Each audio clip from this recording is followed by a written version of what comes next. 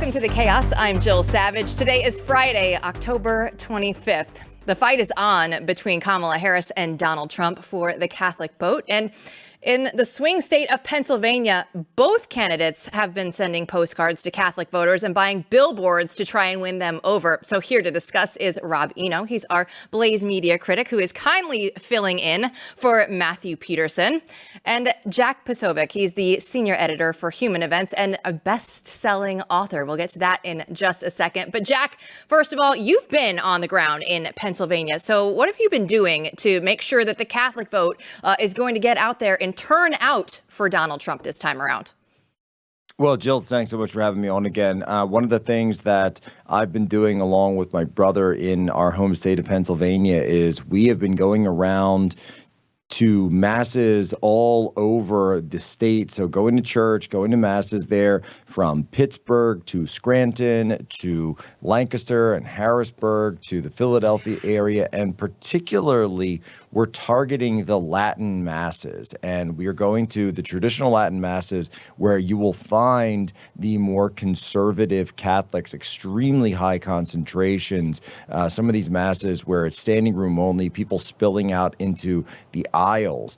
And so those are the places where we're going, and we're making sure people know about absentee ballots, how to do the mail-in voting early in Pennsylvania, which is a brand new system that we're not used to being used. And really, people come up to me all the time and they don't even want to debate. They don't even want to argue or anything. You know, they're just saying, how do we vote? How do we get out? How do we help this guy?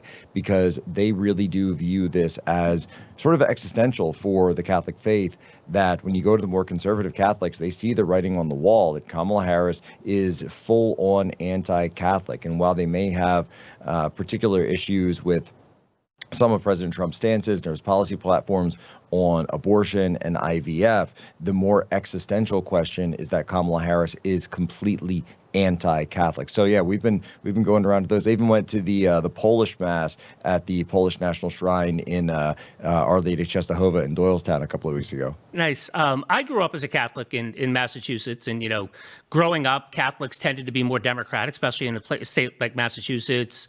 Irish Catholics. What percentage of the Catholics, you said the conservative Catholics, but Catholics overall, do you see as voting for Trump? Where do you see that leading?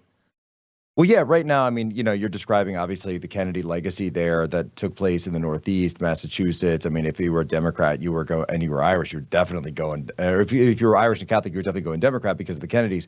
We're now seeing a huge switch on that with Catholics writ large. You might see Trump could win Catholics by 10 points this year. Wow. We look at just Pennsylvania being that one of the key swing states overall. And if you look at just some of the numbers that are coming out of Pennsylvania, they do look good for Donald Trump. So what were you seeing there on the ground and just the state overall? Well, I was actually with President Trump last night just talking about this. And, Kamala Harris is putting a lot of money into the state of Pennsylvania. But at the same time, it might not matter because support for President Trump is very, very high with the grassroots, particularly among, I would say, middle class and some working class. You do see some splits in some working class areas with, Harris wall signs up. But what was interesting, I also noticed, is that in high upper class areas, you also saw Harris wall signs. But middle class is like 100% Donald Trump signs. And I don't just mean a couple of signs on the road. I mean every single house up and down the street. My parents' street right now, middle class area, and it's just up and down the street with Trump signs. And we're seeing a lot of grassroots support for President Trump, but there's so much money from Kamala Harris. I was joking that when you're in Pennsylvania, you can't turn on the screen without seeing her face because she's on every ad. She's up on the football game. She's up when the Eagles are playing. She's when the Steelers are playing. And even when President Trump and I was with him at the Steelers game this past week, that they didn't even show him on any of the jumbotrons. I think NBC showed him for maybe about 14 seconds. And also, I attended the Elon Town Hall in Pittsburgh, Pennsylvania. My brother's been at all of those. And so Elon coming into PA is just really a wild card because he's driving so many of those low prop voters to come out just because of the dint of his celebrity and the fact that he's the richest man in the world, giving out $1 million at every one of these stops. And of course, the DOJ is very upset about this. One of the things that we have seen, though, is that mail-in ballots, there's about 1.78 million, according to reports, mail-in ballots in the state of Pennsylvania. 1 million have come in, but they're saying they're heavily trended towards Democrat. Is that different than it was in 2020? Even though it's heavily Democrat, have Republicans kind of picked up their game as well going into the actual day of voting? Yeah, so early voting and mail-in voting is just not something that there's a history or a culture of in the state of Pennsylvania. I know in a lot of the Sunbelt states, there's more of a history of that in like Florida and Texas and Georgia and Arizona. And PA, it's for lack of a better term, it's not been a thing, especially among Republicans. And so in 2020, at this time, Republicans were getting beat at a clip of about 9-1. So yes, the early returns have been about 2-1, but that's a huge improvement from where the Republicans were in 2020. And so the idea being the goal in Pennsylvania is to winnow down that firewall that the Democrats are building going into Election Day, so that when you do have this massive swath of Republican votes that come in on Election Day, that it'll be able to overcome whatever the delta is. Jack, I want to switch gears with you now and get to Bulletproof. It's a book that you co-wrote about the Trump assassination attempts. And I know you were out there talking to Donald Trump personally, and he has been just very excited about this as well. So let's go ahead and take a look first at Donald Trump and Bulletproof together. Jack is a great guy. He's written a fantastic book. Everybody's talking about it. Go get it. And he's been my friend right from the beginning of this whole beautiful event. And we're going to turn it around and make our country great again. Amen. Good luck. Good luck, Mr. President. Thank you. Endorsement there, Jack, right? Like the man himself is standing there with the book. It's better than, anything that you could write on the back of the book itself. Oh, yeah, for sure. No, it was very honored to have President Trump do that. And actually, Donald Trump Jr. wrote the foreword for the book. And, it's really a testament to, we had a great working relationship, myself, my co-author, Joshua Lysek, to get this thing done as fast as possible. In fact, we actually started writing it on July 13th itself, because we didn't even have a book deal or anything in place. We just knew that we had to write about this. We had to get it out somehow, and the information was flying in from all sides and all of the different, at first there was a fog of war, and places like CNN were saying there were fireworks and Trump collapses on stage. And we remember all of these complete nonsense narratives that were being spread, when in reality, we all know what we saw that day. We all know that we saw a miracle, but we also know that there were tremendous lapses in security. We identified 12 independent lapses in security at the event. And we even went so far as to say that, look, we don't trust the federal government. So we've hired our own private investigative firm in Pennsylvania, and they've been going around Bethel Park, PA, where Thomas Matthew Crooks lived, as well as Butler, PA, where the incident took place. And we've been out to Butler ourselves twice in the course of research for this book. And we are doing the shoe leather reporting and the shoe leather work that apparently the mainstream media, whenever there's like a serial killer or something, the mainstream media is everywhere. But with this guy, they're just not interested. So we've decided to take it upon ourselves to do that. And at the back of this book, Bulletproof, so it's a full accounting and a play-by-play, minute-by-minute retelling. It really is a whodunit, because in the very end, there is the first private investigative report that we've issued independently of the FBI or the Secret Service. And we include new details about interviews that we've had with his neighbors, interviews that we've had with people who knew Crooks in his day-to-day life, and a lot of information that has not been made yet to the public. Was there anything particularly shocking that you found out that you were like, wow, I did not expect to actually find this out when you were researching the book? Yeah, I'll just say this. The biggest thing that came out was this network of contacts that Thomas Matthew Crooks had locally. You always heard this word loner, that the mainstream media kept saying, and the FBI would say loner. And yet, when we started digging under the surface, we would get descriptions of cars that were going back and forth from Crooks's household in the weeks leading up to the shooting. potential connections that he had with burner phones and burner phones that look like were not operated by him. So this idea that, he was just, this loner who did this all by himself, it seems to be a bit of a media concoction, and something else seems to be going on. Oh, by the way, one of the other pieces of evidence on that front is the fact that when he was going to the gun range, and we've actually pulled the sign-in logs for the gun range that he would go to, which was also frequented by federal law enforcement quite a bit, that he had a partner that he was going to the gun ranges with. He went 43 times prior to the shooting on July 13th, including July 12th, the day before, and he had a partner that he would typically go to the gun range with, and that's something that we're investigating as well.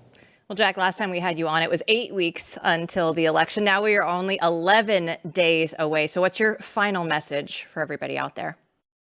Look, just go out and vote right now.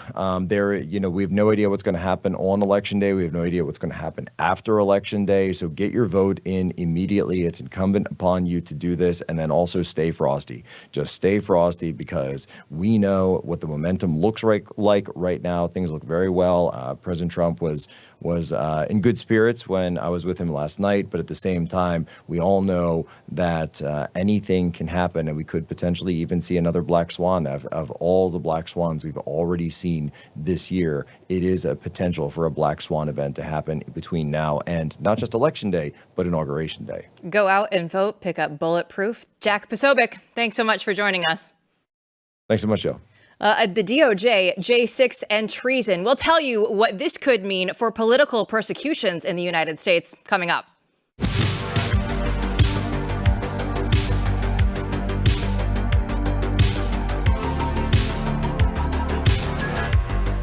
Well, the good news is you don't actually have to wait until November to vote, because you can vote every day with your dollar.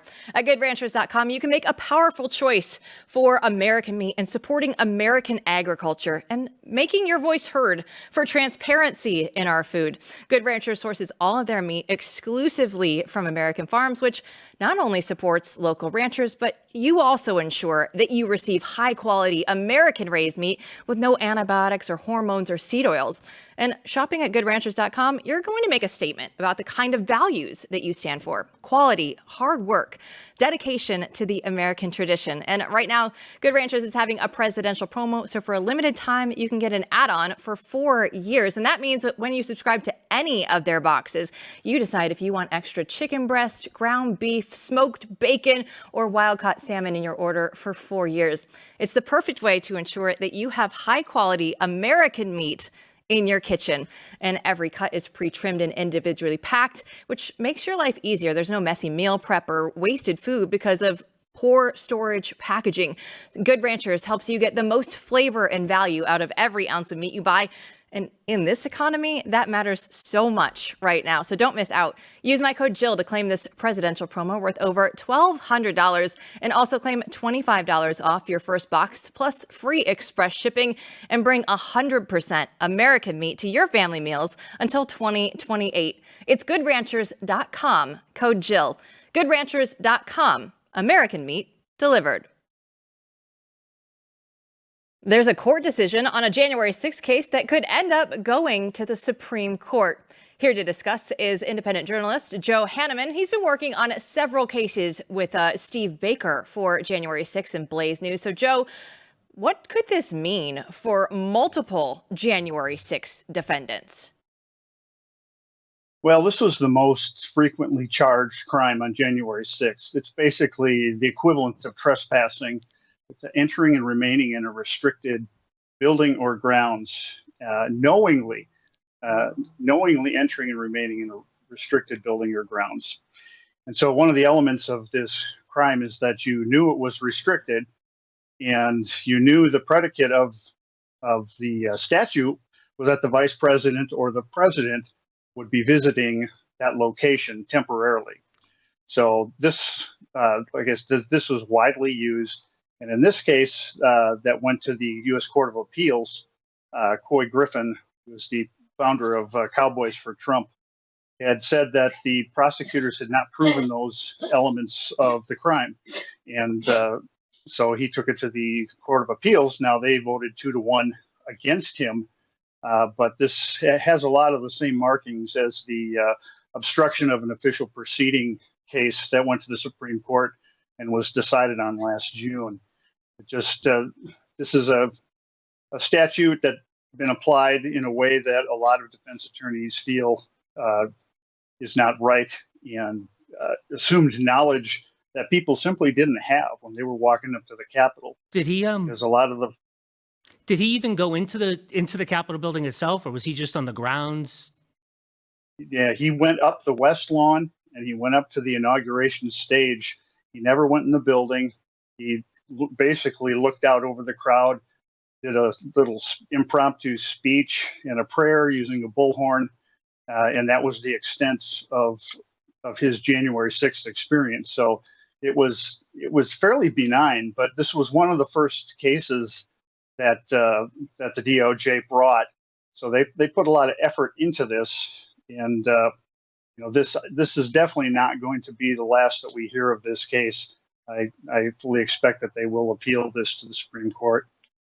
One of the things that we keep talking about on Blaze News tonight, and you and Steve keep writing about, is just the continued prosecutions that we see for January 6th. Do you think that these will ever end? I mean, at this point, the numbers keep going up this year, and we know that eventually they have that term limits that they have to abide by. But when do you think this will end?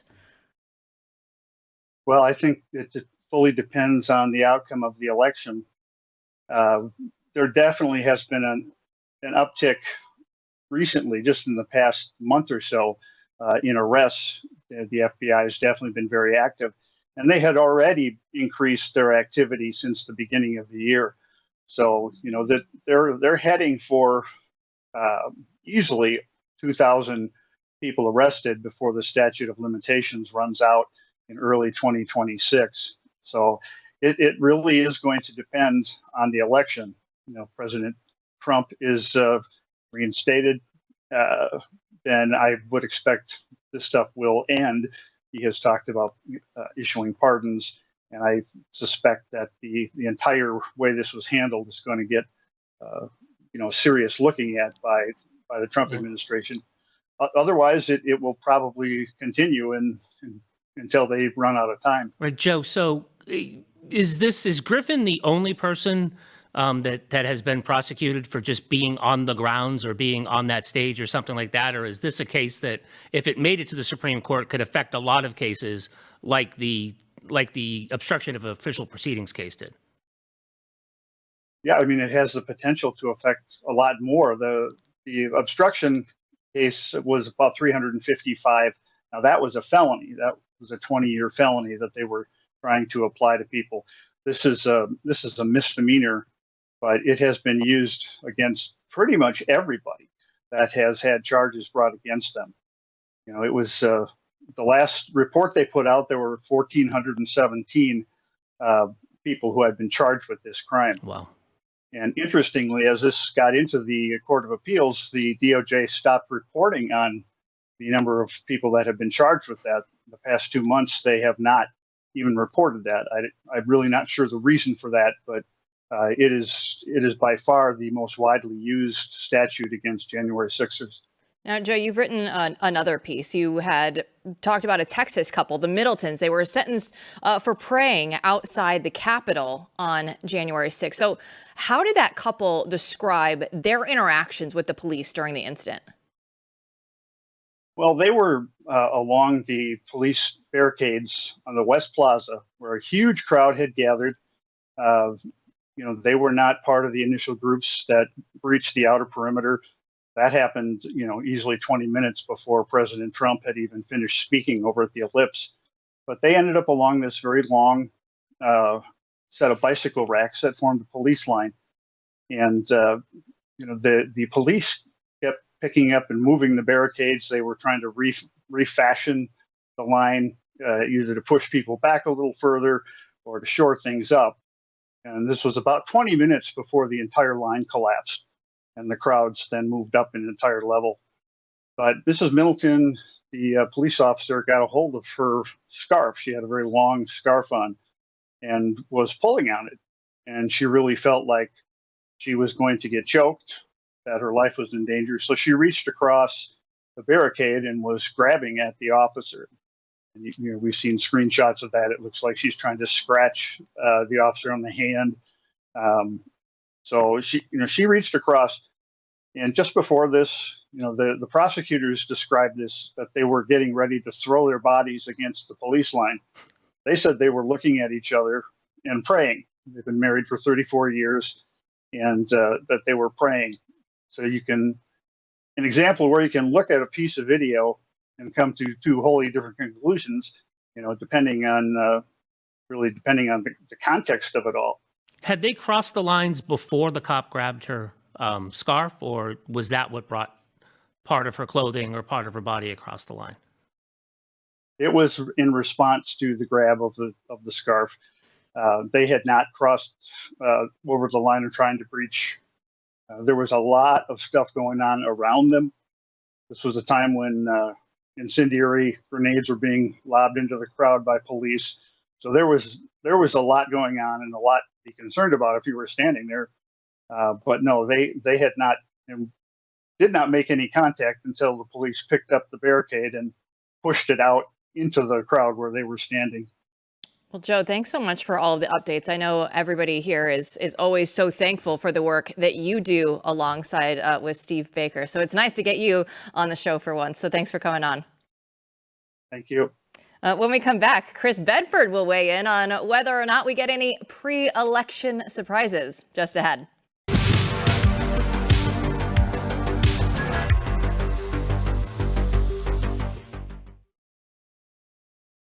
Who could forget the GOP's October surprise of 2020? It was the Hunter Biden laptop story, but we're running out of time. There's only a few days left in the month of October. So is a 2024 surprise coming from the Democrats? Senior politics editor for Blaze News, Chris Bedford, doesn't think so. And I know so much because he wrote about it in his latest Beltway brief, and he joins us now to discuss. So Chris, we've had so much happen this election cycle. We've had a candidate swap halfway through. So are we not going to get an October surprise this time around? We're not. I mean, I would say the closest thing that we actually did get to an October surprise was that Israel invaded southern Lebanon. And that's not a very good thing for Democrats. But there's no actual surprises coming out. Now, there's kind of a rule in politics that you don't want to save your good material for the last 2 weeks. People are kind of quick to discount it. They think that there's a political angle to it. And oftentimes, you're just emptying out the bottom of the barrel of your opposition research. So if you see someone at The Guardian, for example, publish some washed up story about Donald Trump and tenuous links to Epstein, that's something that's been passed on by multiple reporters in this country first, who decided that they weren't going to actually run with it. So if you look at the things that they've accused Trump of in the last 8 years, he's a traitor. He's in the employ of Putin. He's been shot at now. They've denied him security. He was hit in the head. They tried to say that wasn't even true at one point. They've impeached him twice. They've tried to put him in prison. They've put a number of his administration officials in prison, too, at least. They've used January 6th to comb through Republican communications and finances and interrogate everyone, from the lawyers to the finance to the spokesman to the random staffers. They've gone on and on. They've done P-tapes. They've done Russia collusion. They've done censorship. They destroyed a whole news site, like a competitor to Twitter, Parler, because it dared question their narrative. So what more do they have? Basically, these Hollywood liberals just have more sequels and reruns. Right. And well, they could call him Hitler and a fascist, right? Because we've never done that before for the past 75 years of campaigns. I found a headline from the 1948, October 28th, 1948, New York Times that said President, who was Truman at the time, likens Dewey to Hitler as fascist tool. So they've been playing this one for a while. Do you think that the October surprises don't work now because everybody starts voting at the end of September? Is that part of it too? Yeah, I think that a lot of this is really baked in. I mean, you kind of have to go pretty far and wide to find the truly undecided voter, and they do exist. But when they're actually talking to people, those reporters are finding that they're turned off by being called Hitler. I mean, calling someone Hitler is like an internet meme. It's a joke. There's literally a book out there. Anyone who disagrees with me is Hitler. And it's making fun of how lazy and stupid the politics are. But at the same time, it kind of makes sense a little bit. I mean, a lot of these folks, a lot of these Democrats really do see themselves as members of La Resistance. They are romantic heroes in berets with cigarettes fighting the evil Nazis. Of course, they're not really risking their lives. They're not really risking their jobs, most of them. It's got very few martyrs. What they're doing is just kind of putting themselves into this dumb cosplay where everyone who's against them is a Nazi. Now, there's not a lot of self-reflection in that. For example, if you were maybe a member of La Resistance fighting the fascists, you probably wouldn't be the guys who dress up in black and masked and attack your political opponents like you see with Antifa. You wouldn't be the people who call the cops on local parish priests and have them arrested or get them in trouble because they're holding masses during COVID. It's all kind of topsy-turvy. And that's behind some of the flip outs you're seeing right now. Kamala Harris called Donald Trump Hitler 5 times during that CNN town hall. I don't think that convinces a single person, but here's what it could do. It could bring out some of their base voters. Those people who came out in 2018 because he was Hitler, came out in 2020, came out in 2022. They put some serious hurt on Republicans electorally. People are still smarting from that. 2022 was not the race that Republicans had hoped it was going to be, or the rebuke of Biden and Harris. And I think a lot of that was Donald Trump as Hitler voters. They're hoping that works again, but it's starting to feel really tired. And the social stigma itself is really falling apart.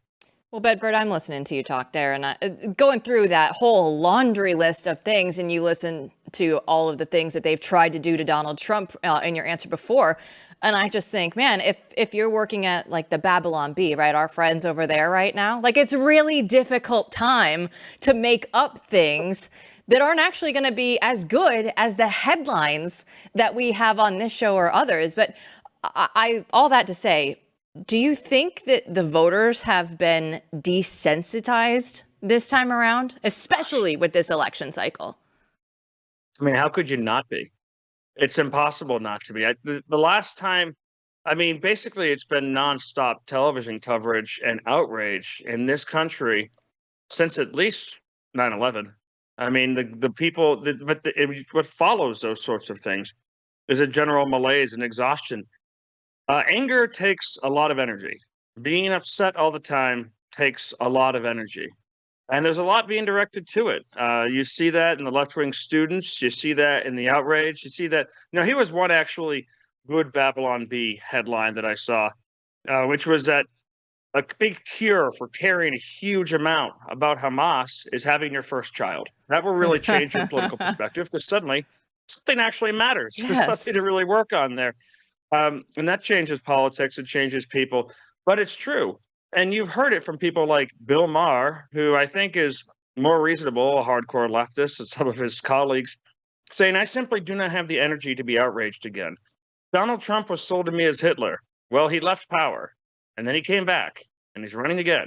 He's probably going to win in an election, and in 4 years, he will leave. That's not exactly the Hitler playbook, if you remember, right? It was one man, one vote, one time, and that was it. It's become the boy who cried wolf, and the effects are lessening and lessening.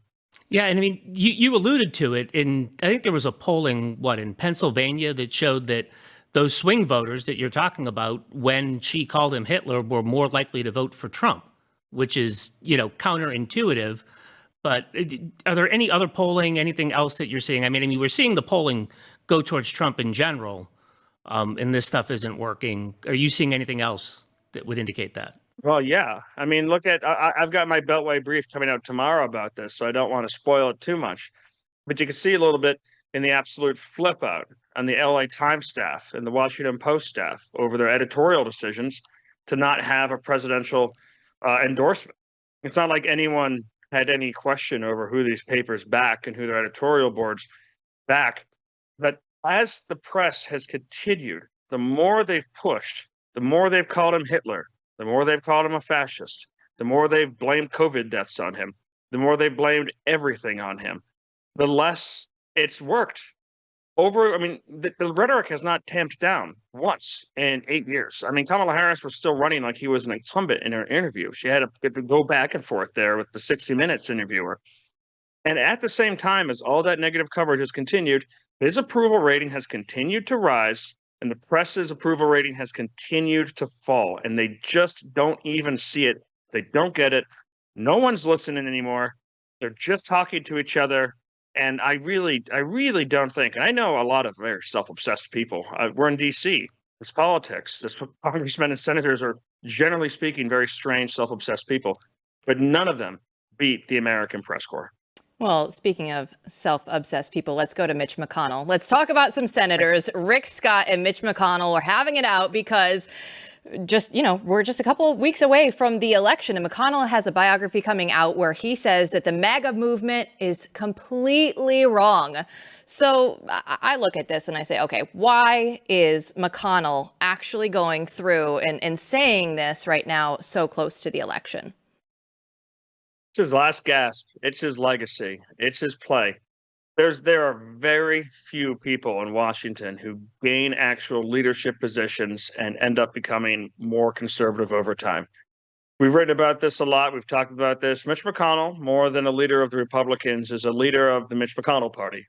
That most of his legislation that he's been able to pass over the years, he does so with a smattering of Republicans and a majority of Democrats.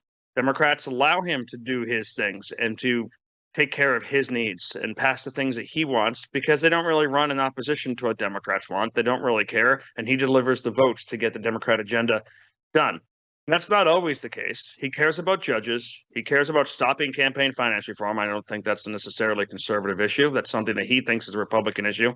And he loves war. And the things that he really cares about right now is continuing the war in Ukraine. Donald Trump's an enemy of that.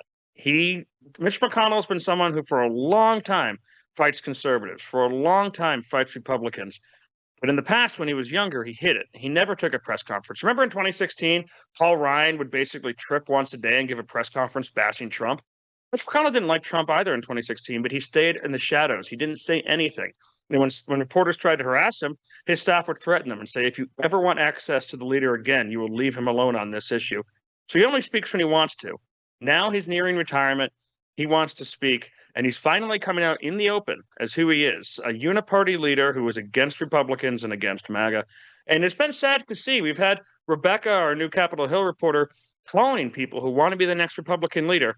Now, I understand that they don't want to get into a big brouhaha right before the election, but they ought to be hitting back. And anyone who wants to lead the GOP, who actually is going to be conservative, ought to condemn this kind of garbage. Yeah, McConnell has been a problem for a while. Back when we were at Conservative Review, Daniel Horowitz and I and a bunch of people would hit him, early, often. The one thing that I'm wondering is, do we know who might run, right? I mean, if we can look past McConnell, do we have ideas of who might run? Could Senator Rand Paul be? Probably not, but could he be the leader or somebody that we like? We can't have nice things, Robbie, I know, we could hope, we can pray. I love Rand Paul, but libertarians are not famous for their social party skills. And you do need a few of those. Right, but I mean, how do they... politicians in general aren't actually famous for their social skills. A lot of them, amazingly enough. The three names that are officially in right now are Rick Scott in Florida, who I think is more of like a traditional conservative. He's like the kind of guy who's going to be really focused on reforming Social Security as opposed to a populist conservative. But he wants to see actual changes done to leadership. He wants them to become more answerable. And the other two are the two Johns, John Cornyn of Texas and John Thune, who are both kind of in the same cast as Mitch McConnell. People who you can expect to govern similarly to him, people who are more get along Republicans. I don't think there's a real strong preference between them, although I think conservatives I've heard repeatedly preferring Thune because they see him as someone who is less calculating, less intelligent than John Cornyn, which makes him a little less dangerous.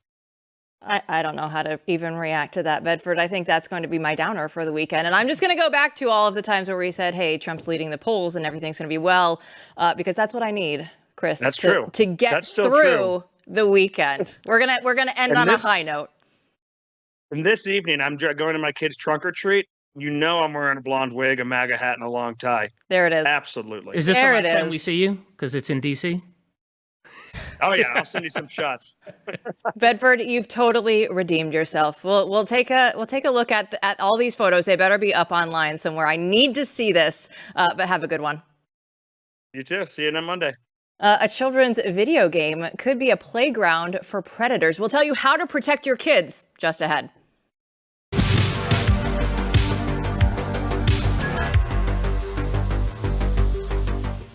Well, we were just talking about it. The election is going to be so big. And this election it's about so much right now. We want to secure our borders.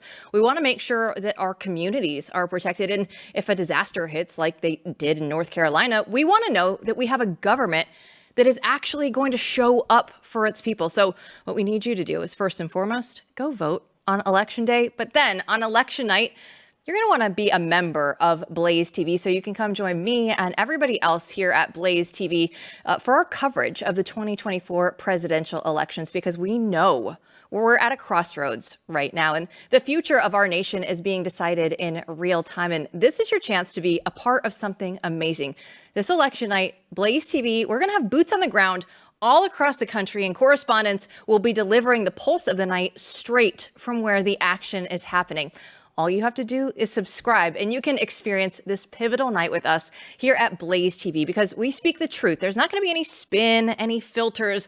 It's just real talk, breaking down what's happening in real time. And we'd love to have you join us. So go to blazeelection.com/BNT and get $40 off. It's the biggest discount that we've ever had. It's blazeelection.com/BNT for $40 off.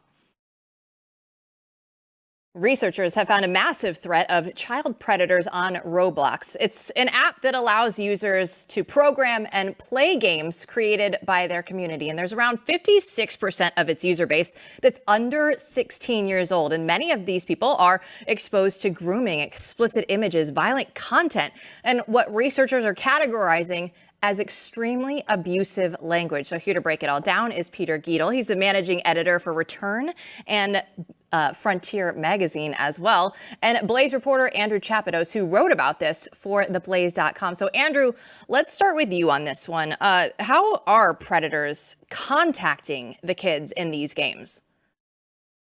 Well, in this particular research, the researchers were making online avatars as if they were young teenagers, usually around 13 or 14, and these are just straight up direct messages. There's not really any provisions in place to verify a person's identity. And in a best case scenario, you wouldn't need that, right? You wouldn't think that there's people just doing this, going after and reaching out to children. But there's so many ways, actually. You can go on to group pages. You can go on to games that exist within the platform. Like there's games called like Bathroom Simulator, and there's multiple versions of these games.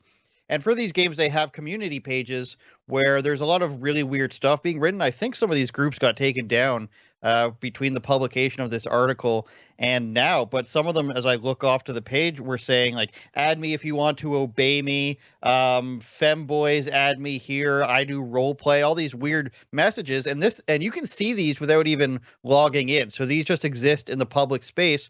So anyone could communicate with a child who's on the community board for a particular game or a particular room. So this was happening in the chat rooms, not in the games, or in both. And I'm just trying to get my head around who created it wasn't Roblox that created the bathroom games, right? You can create your own games on this system.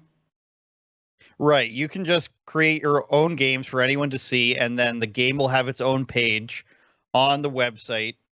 And you can just comment on it. If you're a member of the website or the platform, you can just comment on it. And you could go on there right now and click one of the links in the article and see that this stuff is public to read. A couple of them even say, hey guys, we're going to have our page probably taken down soon because we've been named in a few articles. So go and meet me here. That's the one I was reading off of, the one where the moderator for the page was saying, go to this page instead so we can talk about our weird stuff. There's pages about Pampers and baby changing games, and there's a few of them that are like cosplaying or like weird sexual perversions, like dressing up as skunks. There's a lot of weird stuff out there.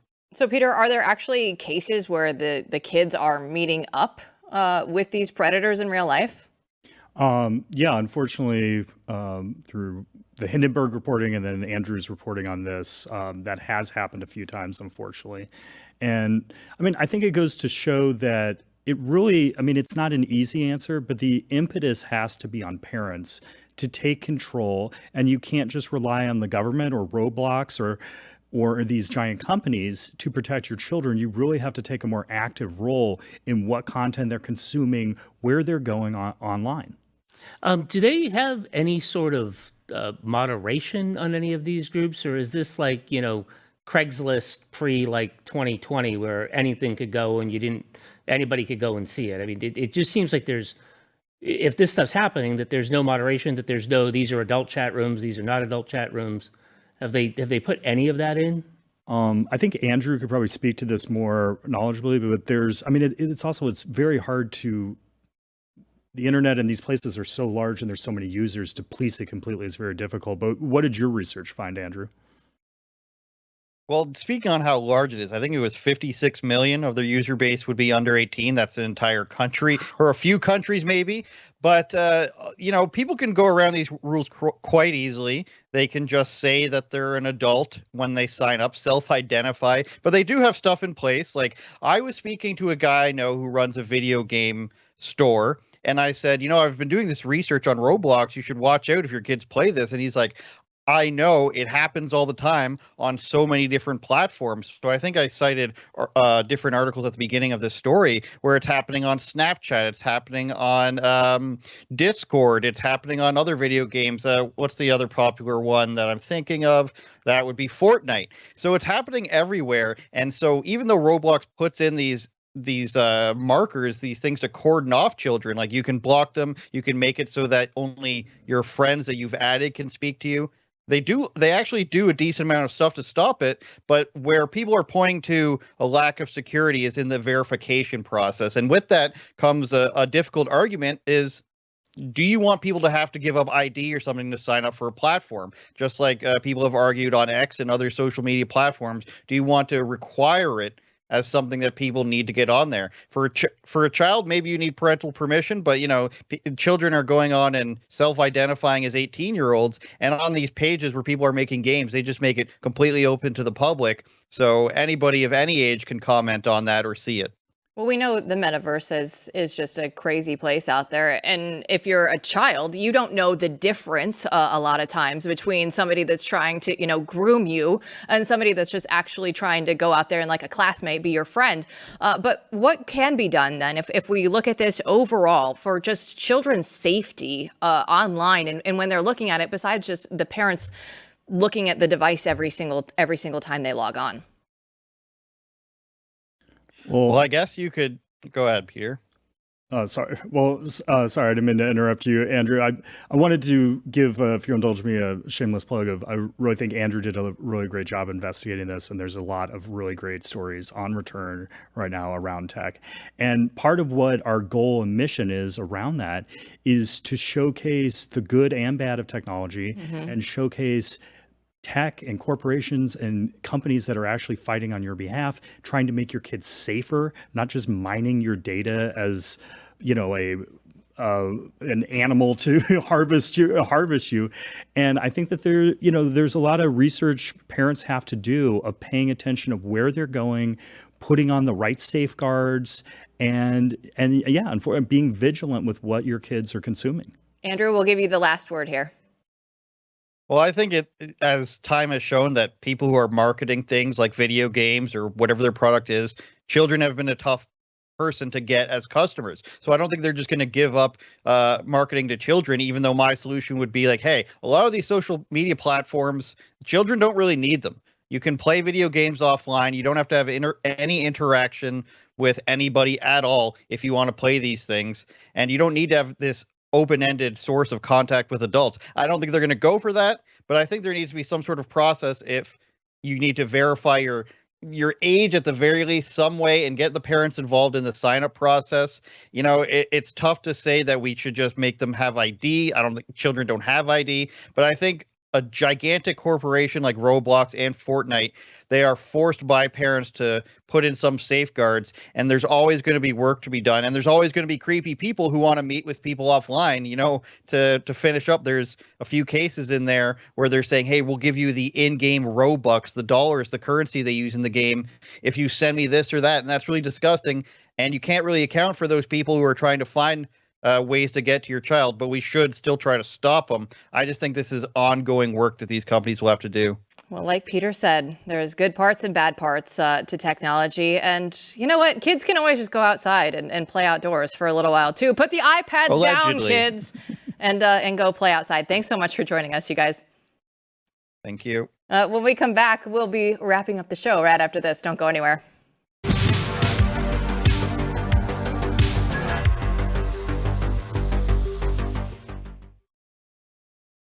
Well, everything old is new again. As Rob Eno was saying earlier, you had the headline from when Truman was president. 1948.